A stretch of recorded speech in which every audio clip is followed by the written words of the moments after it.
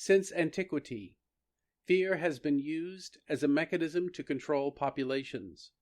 By hijacking our survival instinct, the ruling hierarchies and their minions have used ever more sophisticated ways of fostering the dependency of the general public.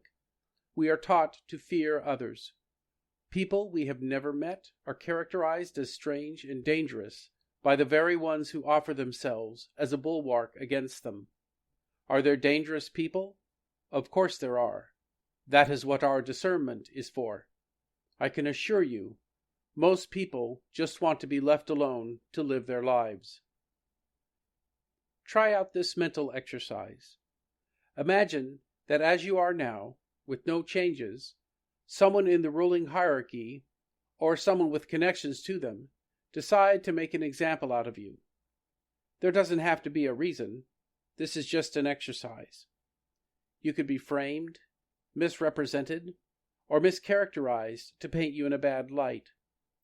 The media would then be enlisted to spread the word about you and build a case against you in the public perception. It wouldn't even have to be about you.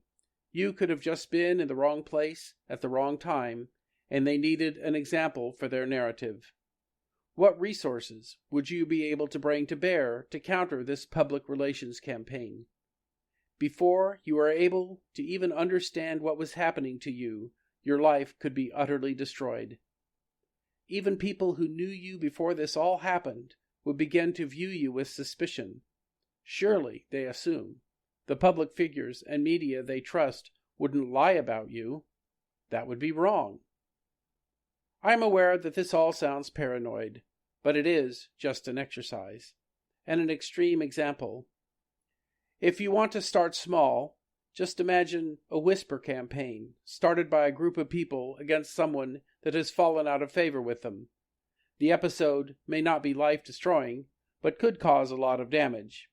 And though cleanup is more possible in this smaller case, it would still take some effort, and the damage to the person's reputation would never be wholly restored. Something like this smaller example may have happened to you or someone you know. These kinds of things happen with regularity.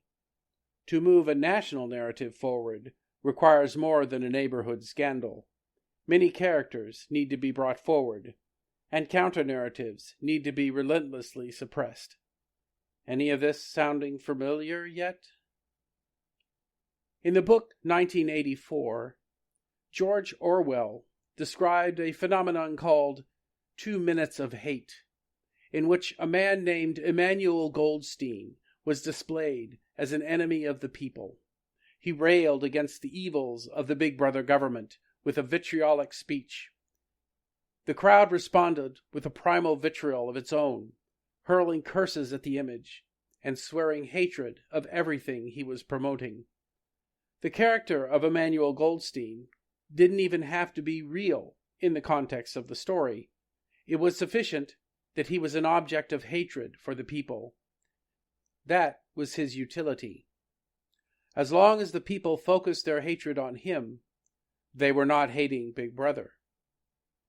We instinctively fear the unknown. This fear is carefully cultivated for the benefit of the rulers. Our understanding of the world we live in, for most of us, is profoundly dependent on the society and culture we grow up in. It has to be. Relying on those raising us and those presented to us as authorities and experts is so much more efficient than the impossible task of becoming experts at everything and discovering the whole world on our own. We are compelled to trust others around us to provide pertinent details about the world around us so that we can make decisions regarding that world. The fact of the matter is, most of what you think you know is simply hearsay. What if those who have worked their way into positions as experts and authorities are not trustworthy? What if the world that is presented to us, like the shadows on the wall in Plato's cave, or a walled garden built by unknown builders, is presented for their benefit and not ours?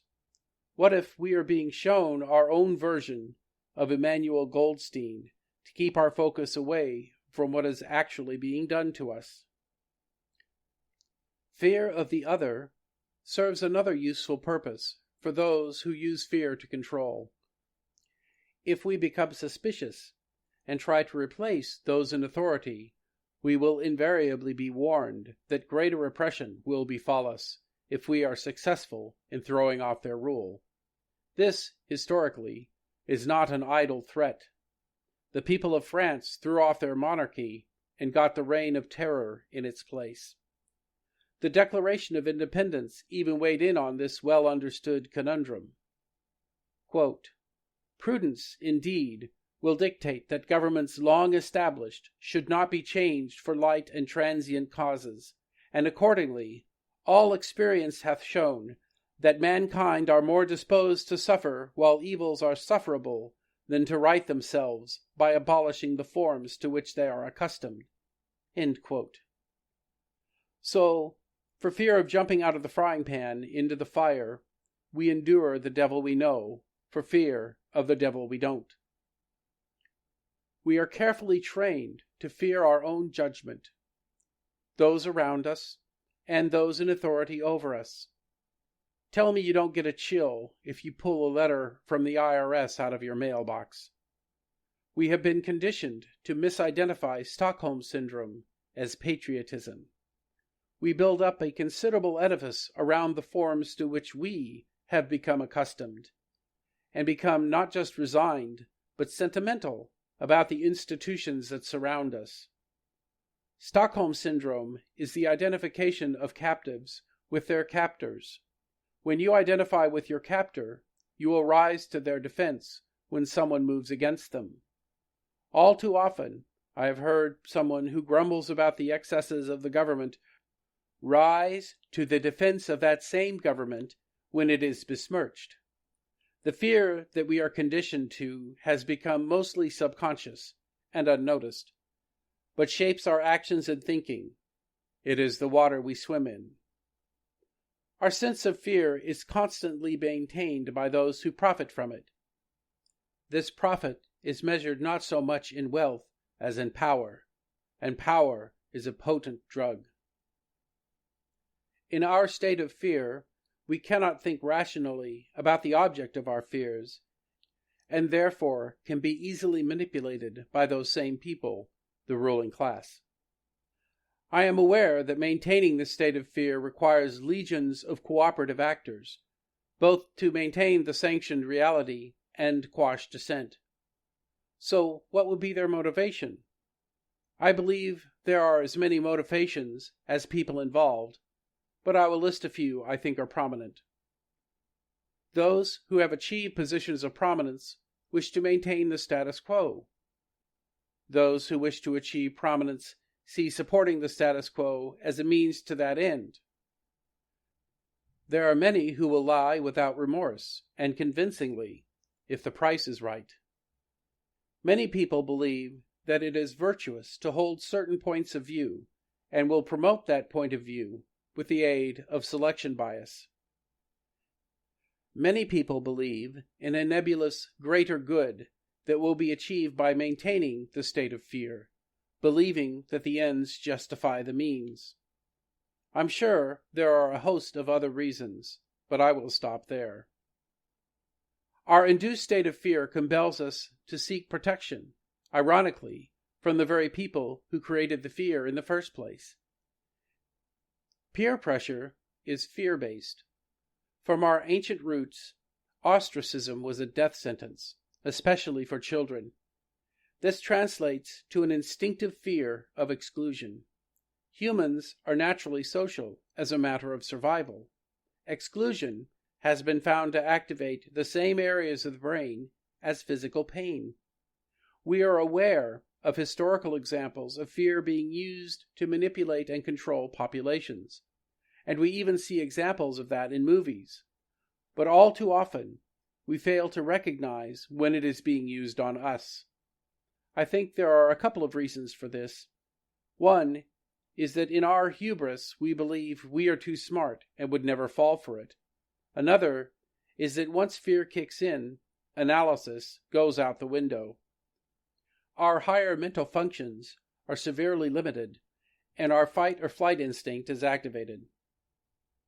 Fear is very useful for getting out of physical danger, but allowing fear to paralyze you keeps you from acting to save yourself. A lifetime of fear induces a state of learned helplessness, wherein you are conditioned to the point that even when the opportunity to avoid harm or pain presents itself, you will not act on that opportunity. All of this must sound pretty bleak. This series is as much about solutions as it is about the problems we face. We all have the equivalent of buttons that people can push to manipulate us. Many of us are unaware how many of these buttons we have, or that we have buttons at all. One of those buttons is fear. My purpose here is to introduce you to what that button is, how it works, and how it can be used on you. Once you recognize how fear is used on you, you have the possibility to intercept the fear impulse and choose your response in a way that is more beneficial to you and not your would-be manipulator. A final thought. We are constantly warned about terrorism. I contend not as a warning so much as to push the fear button in the people. Are there terrorists? Absolutely. And they commit violent terror to make their point. But let's zoom out a bit. Dictionary.com gives the following definition of terrorism. 1. The unlawful use of violence or threats to intimidate or coerce the civilian population or government with the goal of furthering political, social, or ideological objectives. 2. The state of fear and submission produced by terrorism. 3. A terrorist method of governing or resisting a government. 4. Intimidation or coercion by instilling fear. What jumps out at me is the word unlawful. If these same acts are committed under lawful authority, it would not be terrorism? I contend that that word is a thin facade used to cover the historical fact that governments routinely use fear to manage their populations. Everything the Nazi Party did in Germany was lawful in Germany at that time. Think about that. Thank you for listening to this podcast. If you would like to support me, I have links posted below that you can follow. I get a commission for products you purchase, and you get something useful for yourself. The items don't cost more just because you follow my affiliate link, and I don't list things I don't trust myself. The first link is for farmmatch.com. This site is where you can find local farmers and buy directly from them. You get fresh food and support your local farmers at the same time. I am a My Daily Choice affiliate. My Daily Choice offers a variety of lifestyle products. Their main product is a high-quality CBD oil for you and your pet. Other products include essential oils and vitamin sprays. 2 services that My Daily Choice offers are crypto investing and discount vacation booking. Cosiva TRS is a zeolite-based solution used to remove toxic heavy metals from your body. If you live in the modern world, you have been exposed to heavy metal toxicity. The TRS solution is a simple and safe tool you can use to help your body eliminate heavy metal toxicity through its own natural elimination processes. As always, consult your doctor or naturopath before beginning a detox regimen, because there are safe and unsafe ways to detox. I will tell you that from what I have discovered about the toxic load carried by most people is that it greatly contributes to many chronic conditions, including various autoimmune disorders. My TRS link will take you to my affiliate site where you can purchase the detox spray and read the information about TRS, including a 90-day study about how long it takes different toxic metals to be removed. Thank you again for listening, and I will see you next time.